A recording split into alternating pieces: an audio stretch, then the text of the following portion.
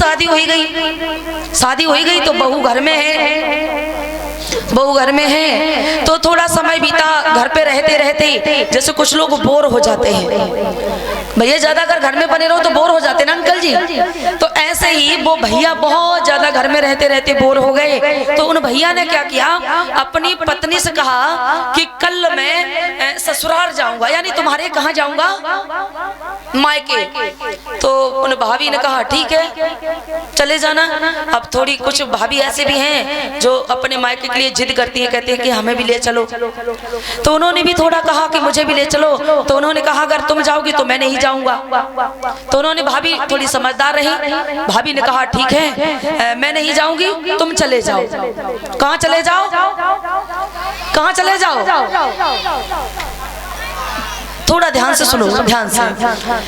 तो कहा तुम चले जाओ हमारे मायके, तो तुम अपने ससुराल। आगे से ले लो, आगे से खोले दियो। कहा ठीक है। अब भैया थोड़ा, हमने आपको बता दिया ना कि थोड़ी अठन्नी हटी वही रहे भाभी। आप वो जैसे तैसे ससुराल में पहुंचे। ससुराल जब पहुंचे ना तो आपको बता दें कि ससुराल की एक क्वालिटी हुआ करती है, और एक दामाद की भी थोड़ी वो क्वालिटी आपको बनाने पड़ेगी कि जो दामाद अपनी ससुराल में रोज रोज झोरा झंडा लेके पहुंचेंगे उनका सम्मान नहीं होगा, और जो लोग 1 साल में 1.5-2 साल में अपने ससुराल जाते हैं उनका बहुत सम्मान होता है। विपिन तुम जाते हो ससुराल के ना जाते हैं? अरे जय, हमारे विपिन की बहू अच्छी है, हमारे विपिन की बहू जिद ना करती है कोई चीज की।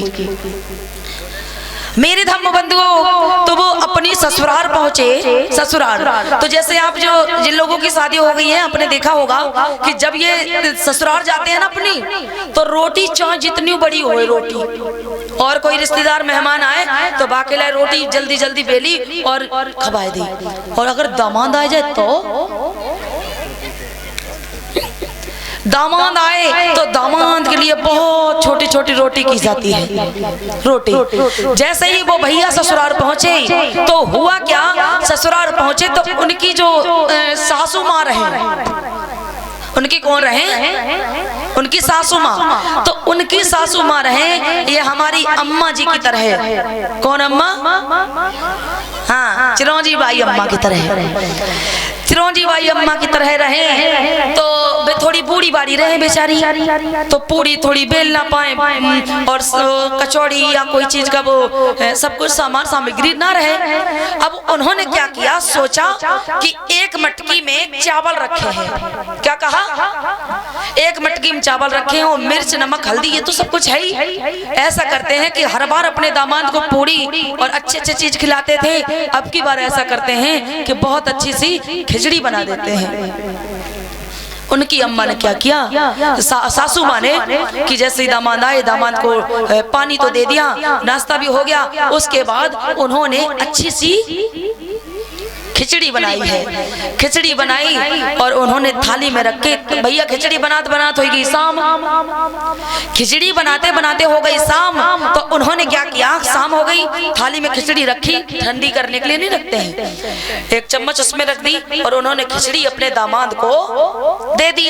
दामाद ने खिचड़ी खाई, दामाद को बड़ा उसमें अच्छा लगा, बहुत अच्छी खिचड़ी बनी, खिचड़ी बहुत अच्छी बनी, और उन्हें खिचड़ी बहुत अच्छी लगी, उन्हें खिचड़ी अच्छी लगी, लेकिन थोड़ी भी अठन्नी गायब रहे। सोचने लगे ये बहुत पता नहीं क्या चीज है, ये चावल है, तो ये खिचड़ी जो है, खिचड़ी हमें बहुत अच्छी लगी, अब हम ससुराल में बनवाने के लिए जिद दोबारा कर नहीं सकते। ऐसा करेंगे कि हम अपनी, जब हम अपने घर जाएंगे ना तो किससे कहेंगे, अपनी पत्नी से कहेंगे कि खिचड़ी जा हमारे लिए बनाओ। खिचड़ी खाई, रात हो गई और वो सो गए। सुबह जब जगे ना तो हाथ मुंह को धुला और भैया नाश्ता पानी सब कुछ करके, और वो अपने घर के लिए कहां से चल दिया दादा? ससुराल से। बड़ी ध्यान से सुनना, अपने ससुराल से खिचड़ी खाके और चल दिए। कहने लगे हम ये याद कैसे रखें, अपनी पत्नी को बताएंगे खिचड़ी बनाओ तो याद रहेगा तभी तो कहेंगे। अब वो क्या करने लगे, कहने लगे हम जब जाएंगे ना रास्ते में तो और हर जगह हम खिचड़ी खिचड़ी कहते हुए जाएंगे। अब अंकल जी क्या हुआ कि कहने घर से निकले ससुराल से, अब कहने लगे खिचड़ी खिचड़ी खिचड़ी खिचड़ी खिचड़ी। अब तब तक उन्हें खिचड़ी खिचड़ी करने लगाई, उन्हें बहुत तेजी से प्यास। अब विपिन प्यास लग आई, पानी पीने लगे। पानी पीने में खिचड़ी गए भूल। जो लोग याद भूल जाते उनके लिए ये मैं सुना रही हूँ। वो खिचड़ी खिचड़ी करते करते पानी पिया, पानी पीने के बाद वो खिचड़ी गए भूल। अब वो कहने लगे खाचड़ी खाचड़ी खाचड़ी खाचड़ी। अब वो और भैया हर जगह खाचड़ी खाचड़ी करते जा रहे। एक जैसे ही रास्ते में बढ़े ना तो एक किसान वो खेत में एक जो भैया रहे किसान, तो किसान ने अपने खेत में जो भी होता है बाजरा गेहूं वो उन्होंने अपने खेत में डाल दिए। अब वो खेत में जैसे ही विपिन वो बाजरा डालते हैं ना, बोते हैं तो चिड़ियां लगती हैं। चिड़िया नहीं लगती है, कौआ चिड़िया, तो इन सब बहुत ज्यादा खेत में लग रहे। तो अब जो किसान था वो अपने खेत में से कौआ चिड़िया ये सब कुछ क्या करने लगा, भगाने लगा, उड़ा रहा है। खेत में से चिड़िया कौआ उड़ा रहा है और वो भैया वहां से गुजरा और वो भैया क्या कह रहा, थोड़ा ध्यान से सुनना। वो कहने लगा खाचड़ी खाचड़ी, और वो क्या बोल रहा, वो अपनी कौवा और चिड़िया जो भी लग रहे वो उन्हें भगा रहा है। बड़ा परेशान, सुबह से शाम तक भाग भाग के इधर उधर, जैसे यहाँ से मारता है कौवा चिड़िया तो वो उधर लग जाती है। अब वो मार रहा और यहाँ से एक तो किसान भैया परेशान और वो क्या बोल रहा खाचड़ी। वो अपनी खिचड़ी याद कर रहे। अब खाचड़ी का मतलब समझना इसमें क्या निकल रहा, खाचड़ी। और वो चिड़िया मार रहे खेत में से। जैसे ही उस किसान ने सुना पास में आया, क्या बोल रहा है भैया, मैं कह रहा हूँ खाचड़ी। उसने एक लगाया तमाचा खींच के और कहा कि ये क्या बोला है, तुझे शर्म नहीं आती? मैं सुबह से शाम तक इतना परेशान हो गया हूँ इन चिड़ियों को मारते मारते, और तू कहता है खाचड़ी खाचड़ी। तेरी वजह से तू बोल रहा खाचड़ी, इसलिए चिड़िया मेरे खेत में से दाना आ रही। उसके एक तमाचा लगाया खींच के, कहा कि ये क्या बोल रहा है? कहा ये नहीं बोलेगा खाचड़ी खाचड़ी, ये कहेगा उड़चिड़ी। कहा कि ये बोलेगा उड़चिड़ी उड़चिड़ी। तो अब भैया वो खिचड़ी से क्या बोले, खाचड़ी। खाचड़ी से खिचड़ी से खाचड़ी, और खाचड़ी से अब कहने लगे वो उड़चिड़ी। अब उड़चिड़ी उड़चिड़ी कह रहे। आगे जैसे ही बढ़े तो दो बहेलिए मिले, अपना जाल डाले रहे। जो अरे कौवा चिड़िया नहीं मारने वाले होते हैं, तो वो उन्होंने सुबह से शाम तक इतने परेशान हो गए और उनके जाल में एक भी कौवा चिड़िया नहीं फंसी। बड़ी कोशिश कर रहे परंतु वो कौवा चिड़िया कोई भी पक्षी नहीं फंसा। वो इतने दोनों बहेलिए परेशान रहे बहुत ज्यादा।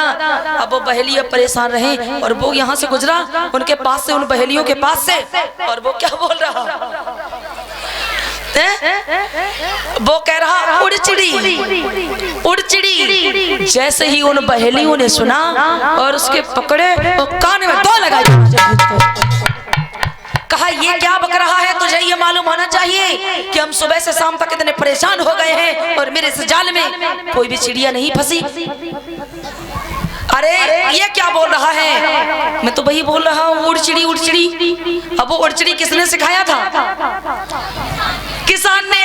अब भैया किसान ने सिखाया था, भाई बोल रहा उड़चिड़ी उड़चिड़ी, और बहेलियों ने दो तमाचे लगाए और कहा ये नहीं बोलेगा उड़चिड़ी उड़चिड़ी, ये कहेगा आज जाए सो फंस जाए। कहा आज जाए सो फंस जाए, आज जाए सो फंस जाए।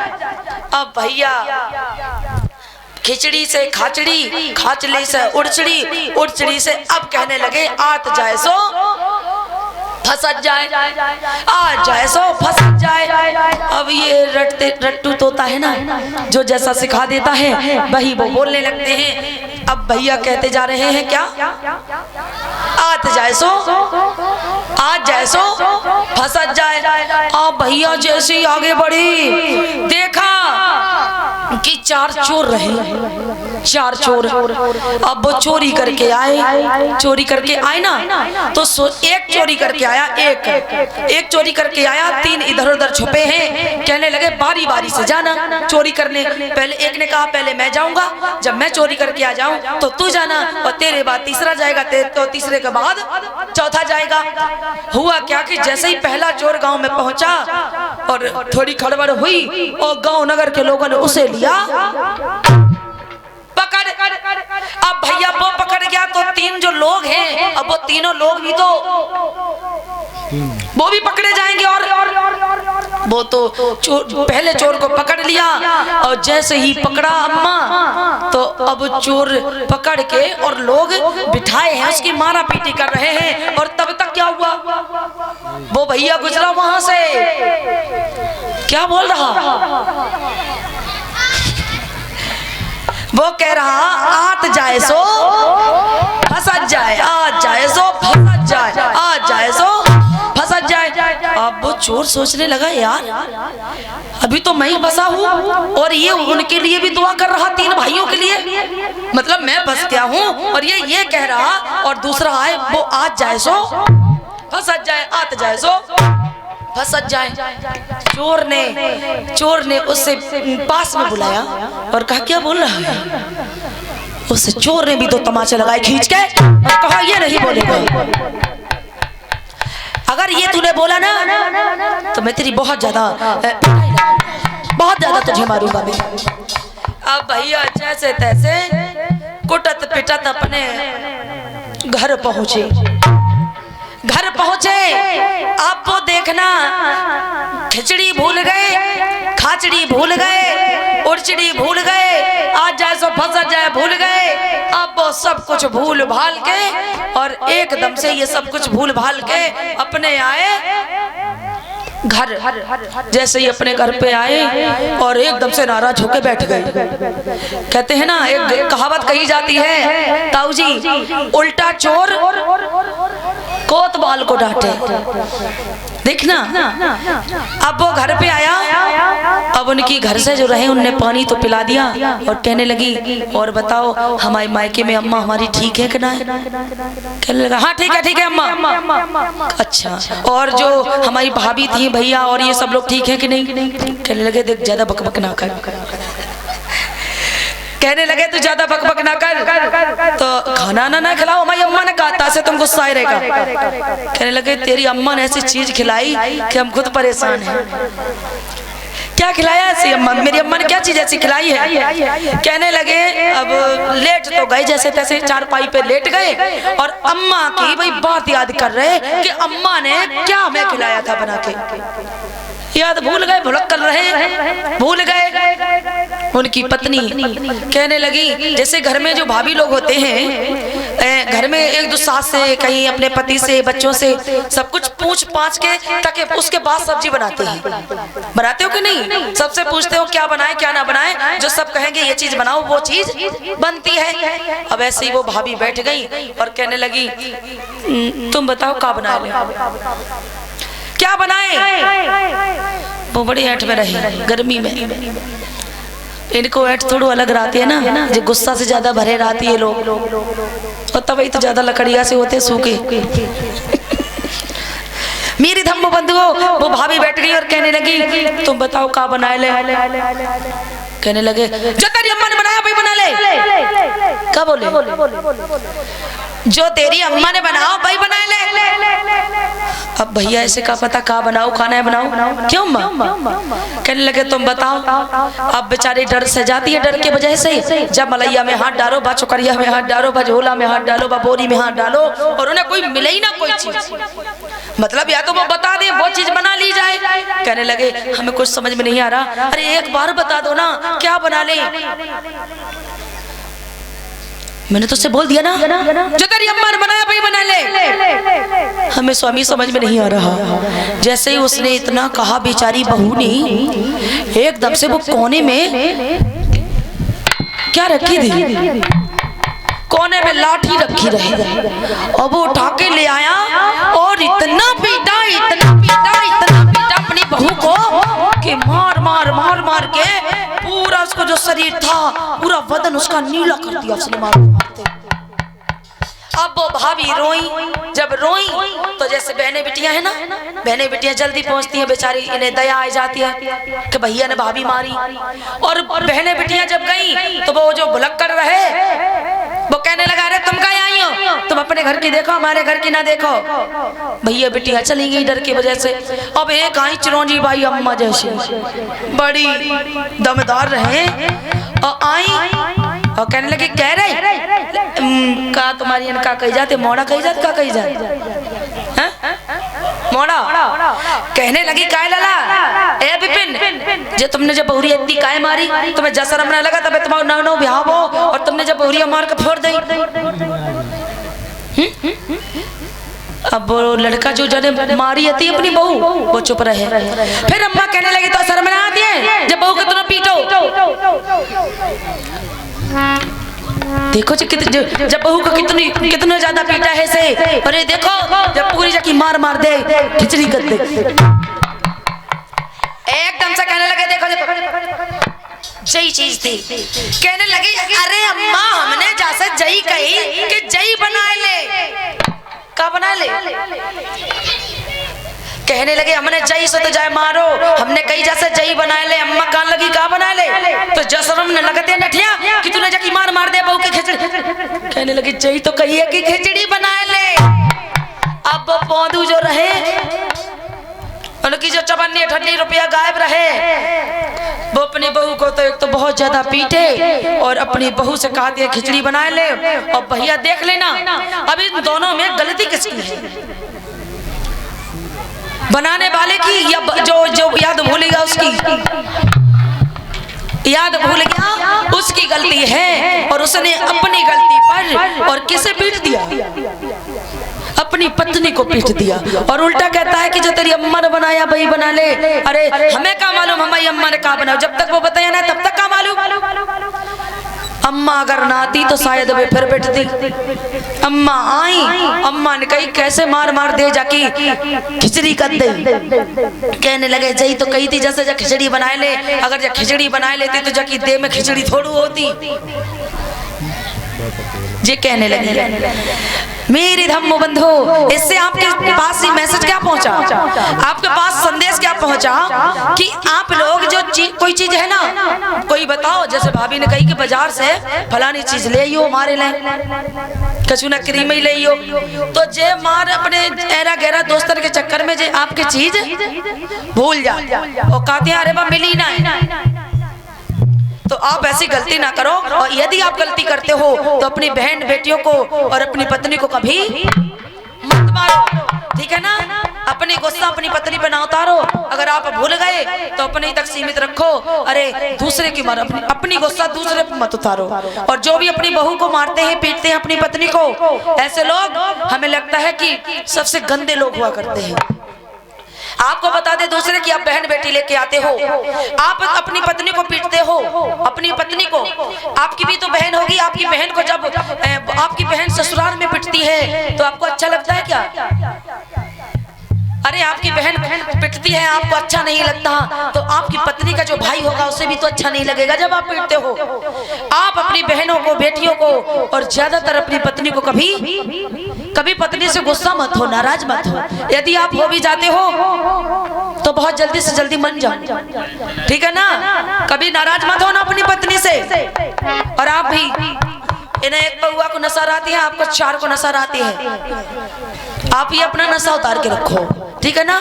पति जो भी कहते हैं, पति पति होते हैं, पति बड़े होते हैं। पत्नी चाहे जैसे भी बनी रहे, फिलहाल पति बड़ा होता है ना, तो पति की बात को मानो। और जनाए के पौआ लगाए क्या है कि कान लगे देखा तो थोड़ी मानी जाएगी आपकी बात, ठीक है ना।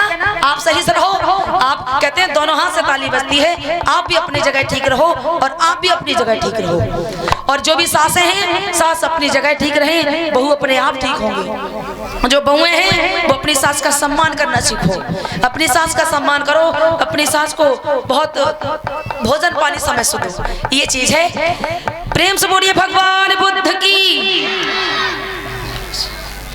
और इसी बीच ये सेलस और अनुज की मम्मी जी की तरफ से इसी बात पर खुश होकर के भाभी की तरफ से मुझे 50 रुपए का धमदान मिला है।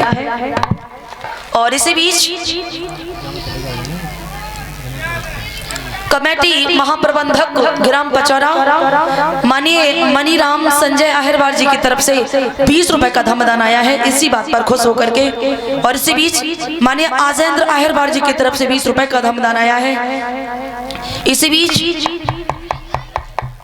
बिक्की अहिरवार मातन मोहल्ला से बिक्की अहिरवार जी की तरफ से 20 रुपए का धमदान आया है। और इसी बीच बिक्की की मम्मी मातन मोहल्ला से 10 रुपए का धमदान आपने दिया है। माननीय पुष्पेंद्र श्यावनी से चल करके आए, इन्होंने 50 रुपए का धमदान दिया है। मैं कामना करती हूँ ऐसे धमदान दाताओं पर भगवान बुद्ध, बाबा साहब, संत शिरोमणि गुरु रविदास की अनुकंपा बनी रहे, कृपा बनी रहे। हम ऐसी कामना करते हैं। एक बार ऊंचे हाथ करके बोलो दया हो, करुणा हो। उसके बाद में मैं आपको बहुत प्यारी कथा सुनाने वाली हूँ।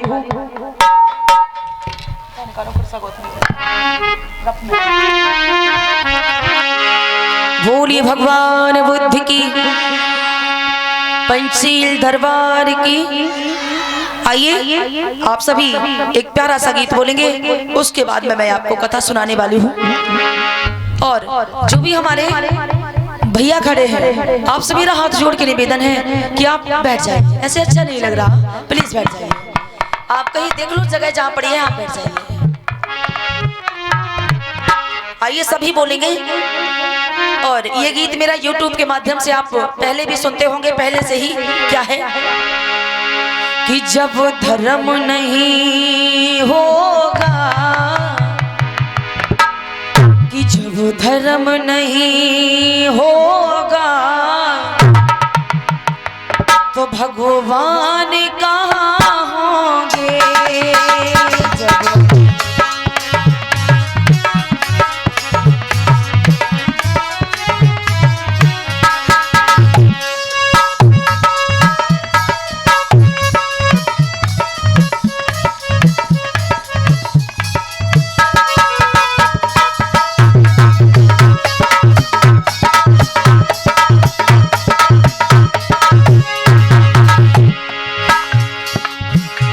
जब धर्म नहीं होगा, जब धर्म नहीं होगा भगवान कहाँ होगा।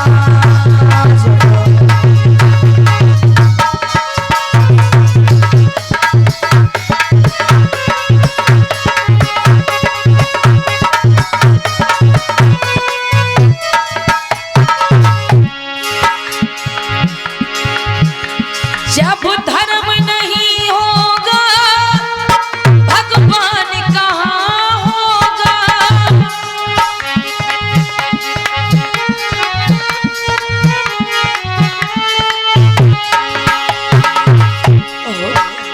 जब बौद्ध धम्म होगा, जहाँ बौद्ध धम्म होगा बुद्ध ज्ञान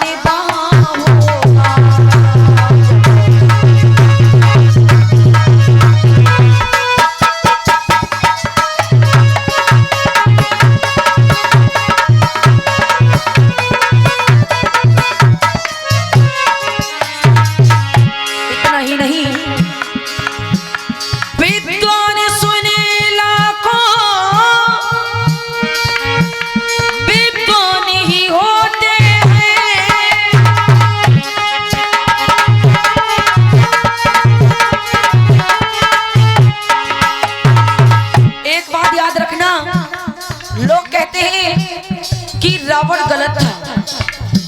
रावण गलत नहीं था, यदि गलत था तो वो राम गलत था। गलत इसलिए बताया जाता है कि तेली समाज के शंभुक ऋषि की हत्या राम ने की थी।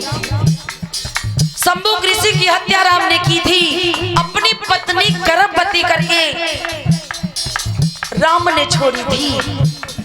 राम के राज में ऐसा हुआ, अपनी पत्नी गर्भवती करके राम ने छोड़ा पत्नी को, और रावण को लोग कहते हैं कि रावण गलत था।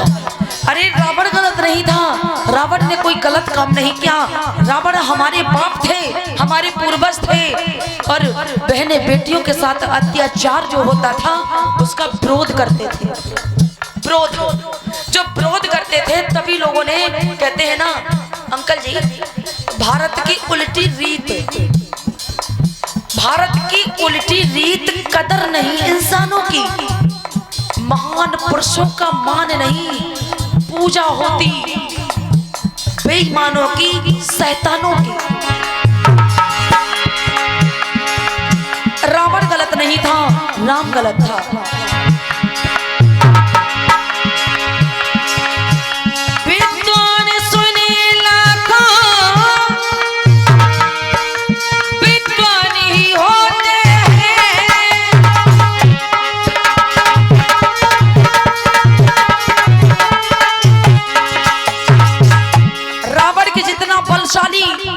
रावण के जितना ज्ञानी, रावण के जितना विद्वान, शायद धरती पर कभी विद्वान कोई पैदा नहीं हो सकता है।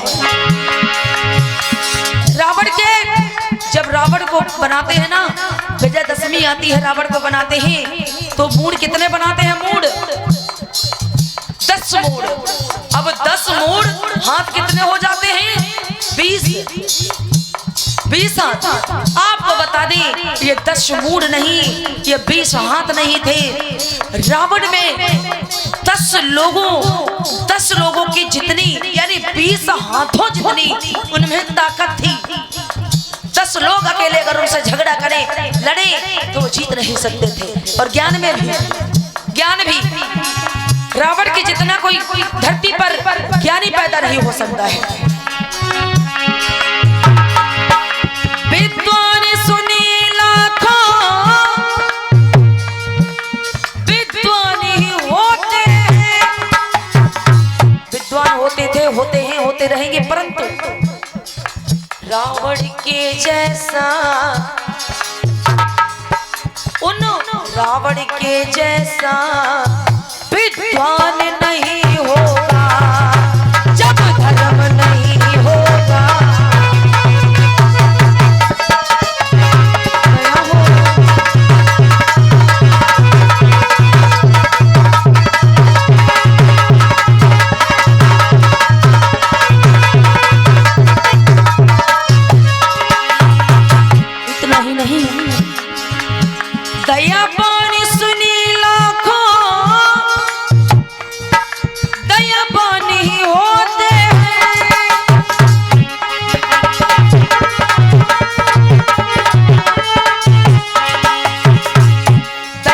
सुने लाखों, दयावान होते हैं, होते थे और होते रहेंगे। दयावान बुद्ध के जैसा कभी कोई हो नहीं सकता है। इसलिए कि कल मैंने कथा सुनाई थी कि एक लड़की ने इतना गलत किया, फिर भी बुद्ध ने अपना चीवर उसके ऊपर डाल दिया। चिंचा की मैंने कथा सुनाई थी, चिंचा ने इतना बड़ा दोष लगाया भगवान बुद्ध को, और फिर भी भगवान बुद्ध ने उससे कुछ नहीं बोला, और भगवान बुद्ध ने प्यार से उसे समझाया। अरे गौतम के जैसा, बुद्ध गौतम के जैसा दयावान नहीं होगा।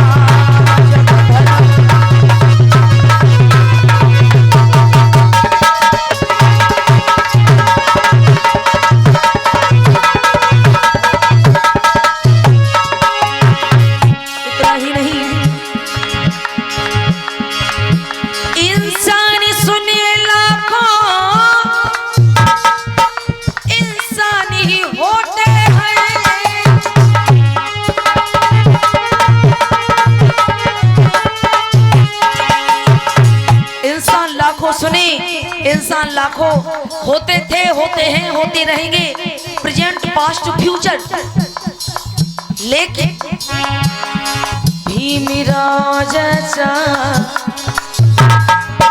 बाबा साहब के जैसा इंसान नहीं होगा, ये जब धर्म नहीं होगा भगवान कहाँ होगा।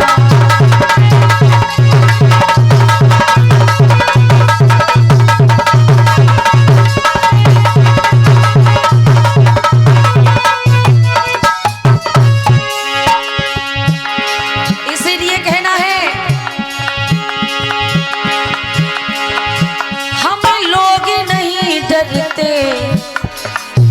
हम लोग किससे नहीं डरते हैं, हम लोग नहीं डरते तूफान की धारों से, हम लोग नहीं डरते।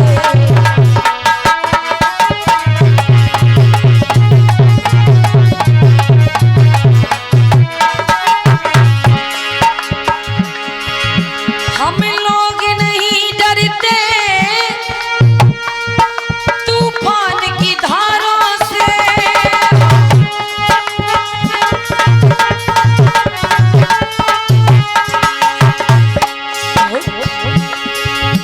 दुनिया को हिला देंगे, किसे? दुनिया को हिला देंगे जय भीम के नारों से, दुनिया को हिला देंगे।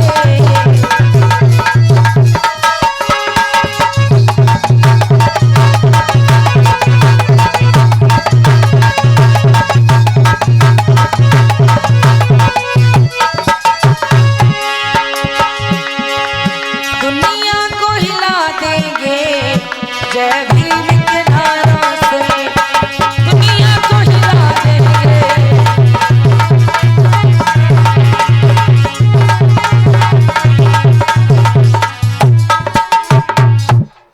प्रेम से बोलिए भगवान बुद्ध की, पंचे दरबार की।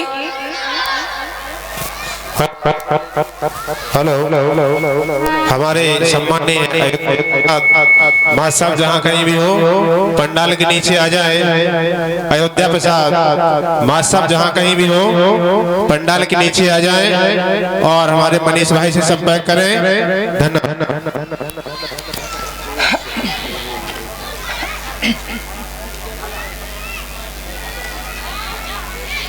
इसी बीच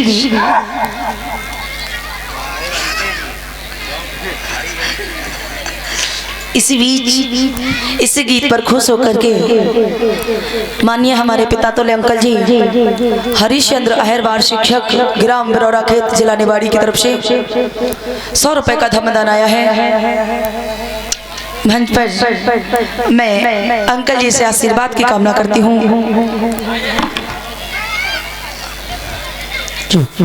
और इसी बीच माननीय राजकुमार की अम्मा जी की तरफ से 10 रुपए का धमदान आया है।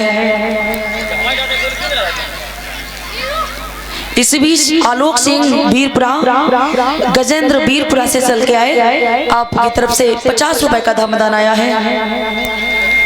और इसी बीच माननीय रामदास उप रारा से चल के आए, इन्होंने 10 रुपए का धमदान दिया है। मंच पर मैं कामना करती हूँ भगवान बुद्ध बाबा साहब संत श्रोमण गुरु रविदास जी की अनुकंपा बनी रहे, कृपा बनी रहे, हम ऐसी कामना करते हैं।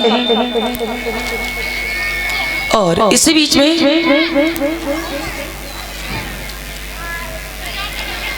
माननीय बिमला भारती की तरफ से 10 रुपए का धमदान ये हमारे प्रदीप भैया को मिला है। और इसी बीच 10 रुपए का धमदान विपिन को मिला है और 10 रुपए का धमदान महामा के लिए। और इसी बीच 10 रुपए का धमदान छोटी दीदी, 10 रुपए का धमदान ठीक है बड़ी दीदी के लिए आपने ये हम लोगों को, हमारे पूरे स्टाफ को 10-10 रुपए का धमदान दिया है। मैं कामना करती हूँ भगवान बुद्ध बाबा साहब संत शिरोमणि गुरु रविदास की अनुकंपा बनी रहे ऐसे धमदान दाताओं पर। और इसी बीच ये 50 रुपए का धमदान जो मनेथा से चल करके आई पंचम भैया जी की बेटी पिंकी अहरवार जी की तरफ से मुझे 50 रुपए का धमदान मिला है। और ये काहे के सिक्के हैं, सोने के हैं या काहे के हैं? और इन्होंने ये सिक्के भी दिए हैं, फिलहाल देखने में बहुत अच्छे लग रहे हैं। हम कामना करते हैं भगवान बुद्ध, बाबा साहब, संत शिरोमणि गुरु रविदास जी की इस बहन का, इस बच्चे का भविष्य उज्जवल हो, हम ऐसी कामना करते हैं। बोलिए भगवान बुद्ध की, पंचशील दरबार की। एक बार और तेजी से बोलो, दया हो, करुणा हो, अमर रहे। और अब आइए हम सभी उसी कथा की तरफ चलते हैं। आज मैं वो कथा सुनाऊंगी आपको कि एक नगर में, जैसे कहते हैं कि एक श्रावस्ती नगर में भगवान बुद्ध ने अपने जीवन में 45 वर्ष वास बिताए हैं। कितने? 45 में से 25 वर्षावास भगवान बुद्ध ने उस श्रावस्ती में बिताए हैं। श्रावस्ती की ज्यादातर जो कहानियां आती हैं वो श्रावस्ती की ही होती हैं। भगवान बुद्ध श्रावस्ती में बहुत ज्यादा रहे थे, 25 वर्षावास भगवान ने बिताए थे। मेरे धर्म बंधुओं, उसी श्रावस्ती में एक कृषक परिवार रहा करता था। कृषक का मतलब होता है जो कृषि का काम करने वाले होते हैं, खेत का काम करने वाले, खेती का काम। तो हमें लगता है कि शायद हम लोग सभी करते हैं खेती का काम।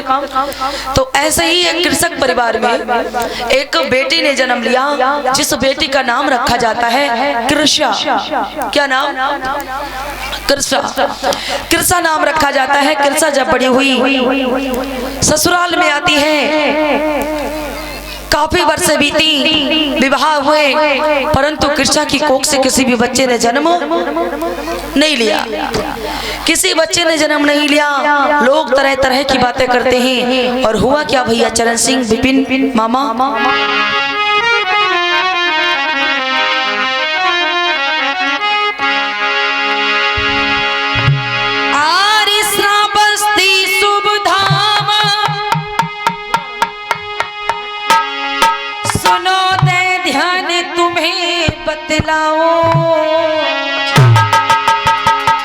और कृष्णा गौतमी की गाथा में भैया गाए सुनाओ।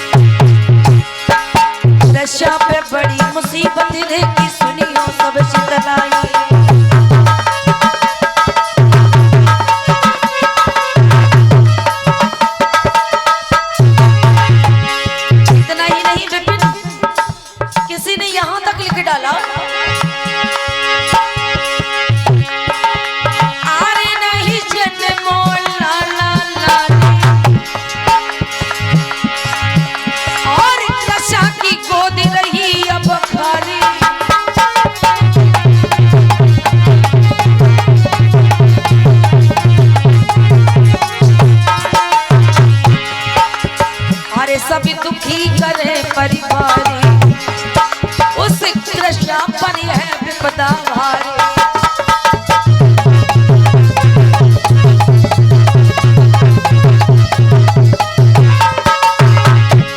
बहुत अच्छा लिखा है, किसी विद्वान कवि ने। और वो क्या लिखा है?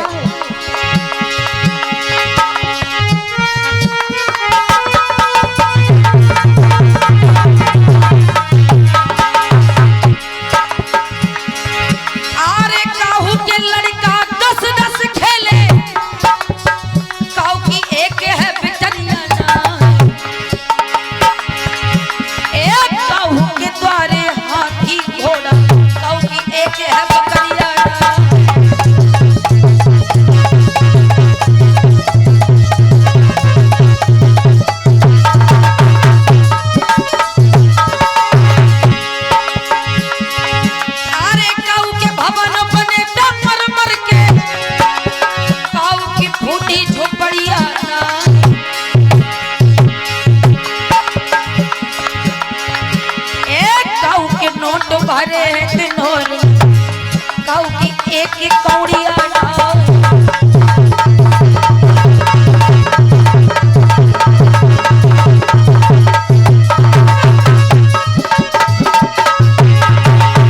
कहते हैं अरे विपत्तियां थोड़े दिन की कातरिया आटे से कट जाए विपत्तियां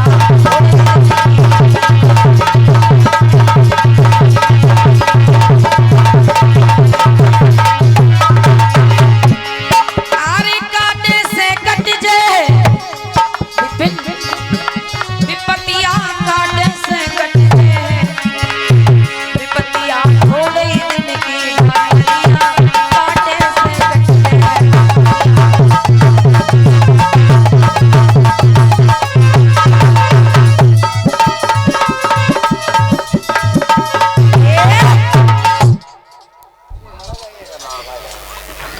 मेरे धम्म बंधु और इसी पर खुश होकर के मानिए आशीष भानवेंद्र संजय माता दीन के नाती जी की तरफ से ये 20 रुपए का धम्मदान आया है। और इसी बीच प्यारी बाई की तरफ से 10 रुपए का धम्मदान आया है। इसी बीच मानिए प्रमोद बसारी मनीषा की तरफ से ये 10 रुपए का धम्मदान आया है। इसी बीच प्रदीप कुमार भारती अध्यापक रानीपुर से आप जो चल के आए हैं आपकी तरफ से मुझे 100 रुपए का धम्मदान आया है। और इसी बीच मानिए कल्लू भैया जी की तरफ से 10 रुपए का धम्मदान आया है। और इसी बीच मानिए भुजबल प्यारी की तरफ से 10 रुपए का धम्मदान आया है। और इसी बीच मानिए धीरेन्द्र अहरबार जी की तरफ से 10 रुपए का धम्मदान आया है। तो कल्लू भैया आप यहीं बैठे थे का? कल्लू किसका नाम है? अच्छा ऐसा तो नहीं कल्लू की अम्मा को बुरो लग गो कि हमारे लड़का की कथा कह डालती है कल्लू की। आप सभी ने ये धम्मदान दिया है मंच पर। मैं कामना करती हूँ भगवान बुद्ध की अनुकंपा बनी रहे, कृपा बनी रहे, हम ऐसी कामना करते हैं। मेरे धम्म बंधुओं उस बस्ती में जो एक किरसा रहती थी ना, किरसा शादी हुई ससुराल में जब पहुंची है तो सास है उसके घर में। सास आपको बता दूं कि एक जो सास होती है ना, एक माँ जो होती है, एक माँ जब अपने बेटे की शादी करती है, बहू घर में आती है तो हर एक माँ की ये तमन्ना होती है कि मेरे बच्चे की शादी हो गई और बहुत जल्दी से जल्दी मेरे आंगन में कोई खेलने वाला खिलौना आ जाए। और अगर भाभी ना हो तो जो नाक में दम कर देती है। मेरे धम्म बंधुओं वो किरसा की कोख से किसी बच्चे का जन्म नहीं हुआ तो उसकी सास जो है, उसकी सास उधार की बुद्धि पर चलती है। उधार की बुद्धि पर कैसे?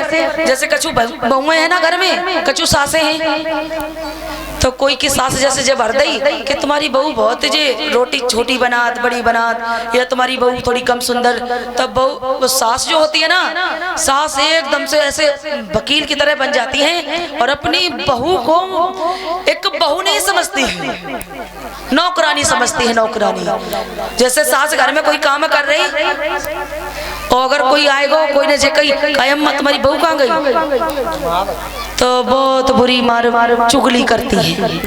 आपको बता दें, आप अपनी बेटी के साथ काम कीजिएगा और आप अपनी बहू को भी बेटी मानिएगा। बेटी के साथ में अगर काम करती हो तो बहू के साथ में भी काम कराइएगा। आप सभी सासों से मेरा निवेदन है। और अगर नहीं करना है तो ना बिटिया के साथ में करो ना बहू के साथ में करो, और बिटिया के साथ में करती हो तो बहू के साथ में भी करो।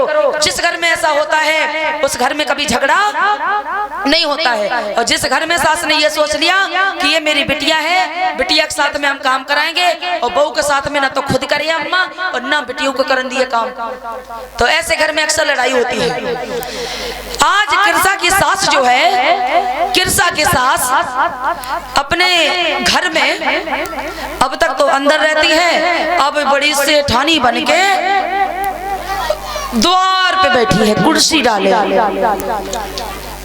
कुर्सी डाले बैठी है। तब तक कुछ महिलाएं आती हैं और और इसी बीच माननीय रत्न आहेरवार जी की तरफ से ये जरिया मोहल्ला के रहने वाले हैं भैया, इन्होंने 50 रुपए का धम्मदान मंच पर भेजा है। भगवान बुद्ध की अनुकंपा बनी रहे।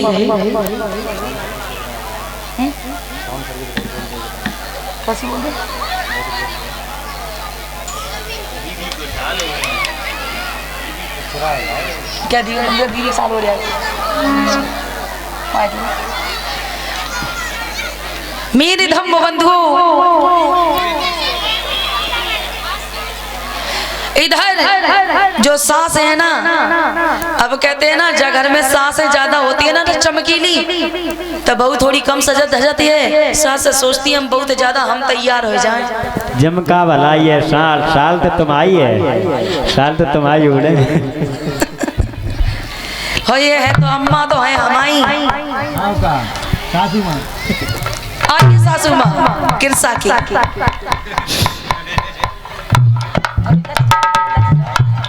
एक बार सासू माँ के लिए भी जोरदार तालियां बजा दीजिएगा। इसी बीच इसी नाटक पर खुश होकर के ये सुरेंद्र की मम्मी कमला देवी जी ने 20 रुपए का धमदान दिया है इन कलाकारों की कलाकारी पर खुश होकर के। इसी बीच मानिए तुलसीदास के पुत्र राजकुमार बिजरावन से जो चल के आए, इन भैया जी की तरफ से मुझे 100 रुपए का धमदान मिला है। मैं कामना करती हूँ भगवान बुद्ध की अनुकंपा बनी रहे, कृपा बनी रहे। अब किरसा की सास जो है, किरसा की सास कहाँ बैठी है? अपने द्वार पर। और काय बैठी है? कुर्सी पे। कुर्सी पे बैठी है सास। अब सोचने लगी क्या करे। तब तक हर गांव में 2-4 अम्मा चुगली वाली महिलाएं होती हैं, चुगली करने वाली। उन्हें अपने घर से अम्मा कोई लेना देना नहीं, और जो देखती है बाकी घर में का भाव जाके घर में लड़ाई भाई के ना है भाई, फिर गांव में बकी बदनामी करें। हुआ क्या कि कुछ बिगाड़ने वाली महिलाएं गईं और कहने लगी विपिन, तुम बोला बस।